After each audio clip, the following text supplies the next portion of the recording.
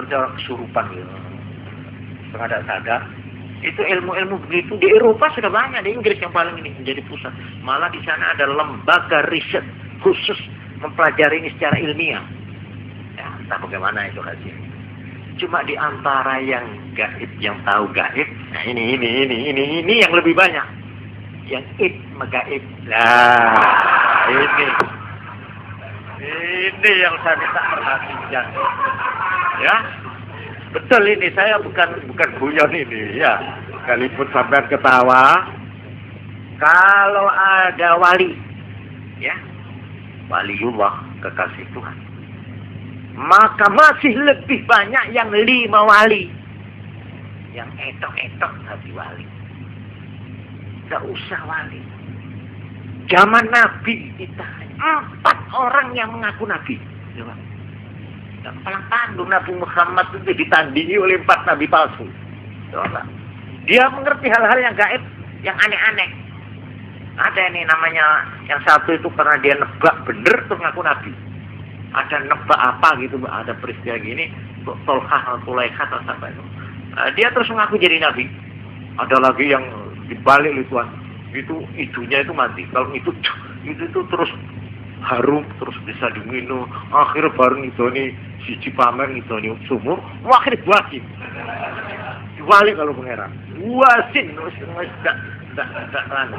Memang diajar oleh Tuhan. Memang asalnya harum, aneh dia. Malah saudara-saudara, besok menurut cerita hadis, kita akan menangi orang yang namanya Dajjal. Jadi tidak bisa diragukan. Dajjal itu digambarkan oleh hadis seorang yang mampu menyunglap tanah gersang menjadi subur. Nah, seketika itu kerikil-kerikil dikumpulkan, dia doping menjadi emas, berlian, inten apa langsung. Orang yang sakit disembuhkan, orang yang sudah mati dihidupkan. Dajjal cuma dengan satu permintaan. Kamu ikut saya. Kamu mau kaya sekaya-kayanya ini. Kerikil kayak berlian. Coba sih tidak kepincut. Hah?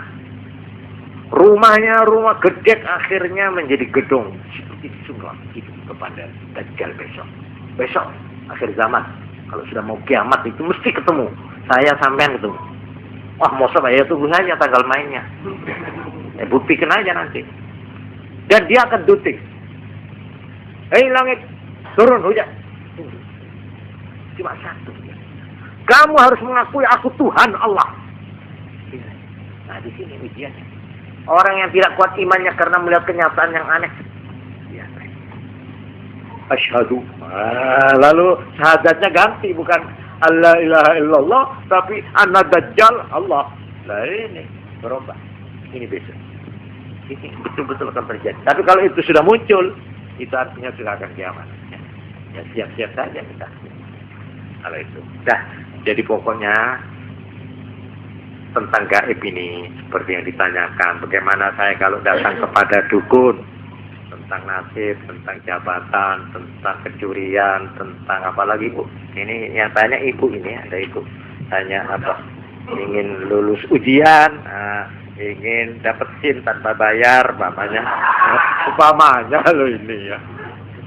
Alhasil nanti insya Allah akan saya lanjutkan keterangan dalam menjawab ini secara lebih ya terperinci lagi. Cuma yang kita harus percaya ini yang pengajian malam ini, kita tidak boleh ragu dan wajib iman bahwa Muhammad Rasulullah yang kita disuruh mengikuti jejaknya, mencontoh teladan.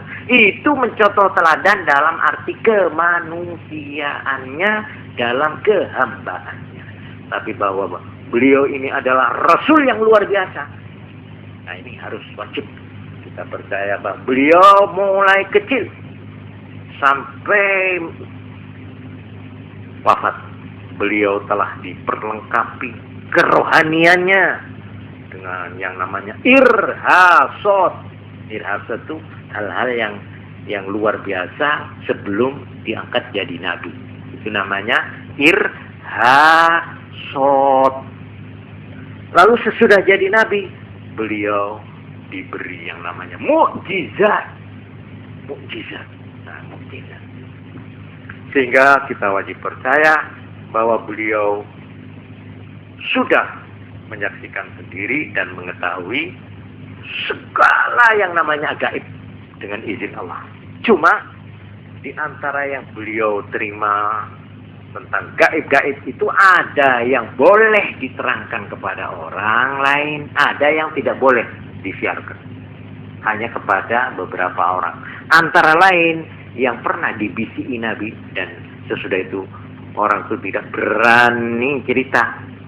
Ya, karena hebatnya berita yang dibisikkan Nabi, yaitu dua orang yang saya tahu. Satu sahabat Abdullah ibnu Abbas, dua Sayyidina Ali bin Abi Thalib. Dua sahabat ini istimewa, dipanggil, dibisik. Di dalam Quran memang ada, kalau mereka tahu apa yang kamu tahu Muhammad, tentunya mereka akan menangis semua dan tidak bakal sempat untuk ketawa. Jadi ada hal-hal ilmu yang memang tidak boleh disiarkan, top secret. Ini memang nggak boleh, ini rahasia Tuhan ini, ya. Insya Allah minggu depan. Tapi ini tadi saya pikir menerangkan apa ini? Nah, ini katakanlah dalam rangka mulut ini, ya. So, terus aja kita harus ini sekali-sekali itu ya mengenai Nabi ini perlu. Supaya kita itu makin merasa dekat, merasa akrab dengan Nabi. Iya tak? Kita supaya kenal lebih bagaimana sih Nabi kita itu. So, terus kita ini termasuk orang yang dipuji oleh Quran. Kenapa? Lah tidak tahu roh wujudnya Nabi Muhammad. Orang tahu roh, orang tahu kepedok. Lah kok imannya percayanya kok ngadu bilang. Itu dipuji. Alif Lam Mim. Dzalikal kitabul la raiba fihi hudan lil muttaqin. Terus alladzina yu'minuna bil ghaib. Mereka yang percaya padahal mereka tidak tahu. Sampai kalau pernah ketemu Nabi Muhammad? Enggak tahu saya. Tapi percaya malah cinta kita itu. Iya tak? Nah, untuk menambah supaya kita tambah cinta kepada beliau, supaya kita itu tambah akrab, maka perlu sekali-sekali kita itu mendengarkan tentang hal-hal yang ada sangkut pautnya dengan beliau.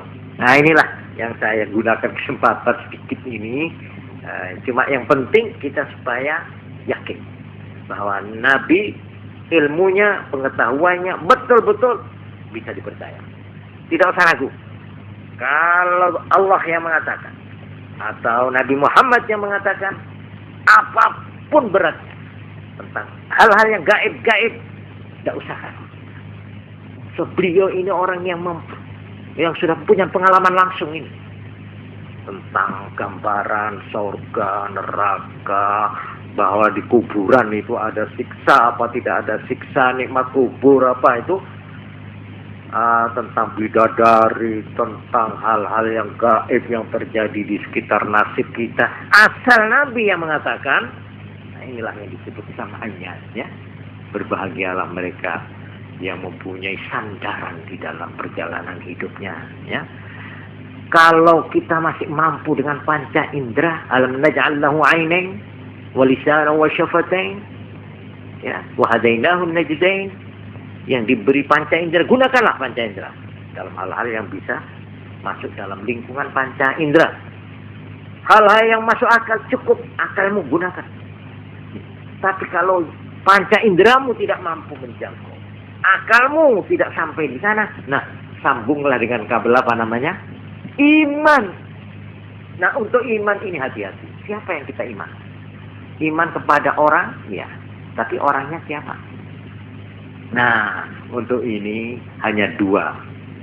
Satu Allah dengan Qur'annya, dua Rasulullah Nabi Muhammad dengan sabda-sabdanya. Sudah. Kalau itu jangan ragu. Di luar itu, apalagi yang bertentangan dengan itu, nanti dulu. Ya, nanti. Ini nanti saya jelaskan nanti dalam jawaban saya. Mengenai pertanyaan, bagaimana? Insya Allah minggu depan kalau Tuhan memperkenankan, saya akan menceritakan jin dan setan. ini saya bukan karena saya pernah ketemu jin, bukan. Dan bukan karena saya ini mempunyai keahlian, umpamanya ilmu ilmu kejinan itu ya, kesurupan atau ilmu pedukunan jin apa, saya sama sekali nol.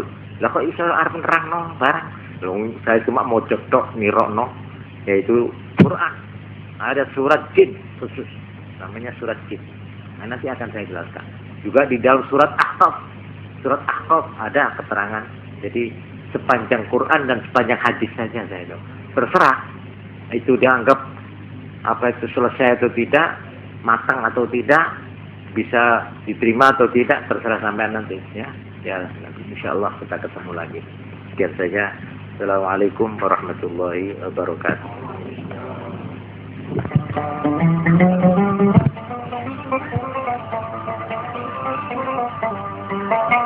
Thank you.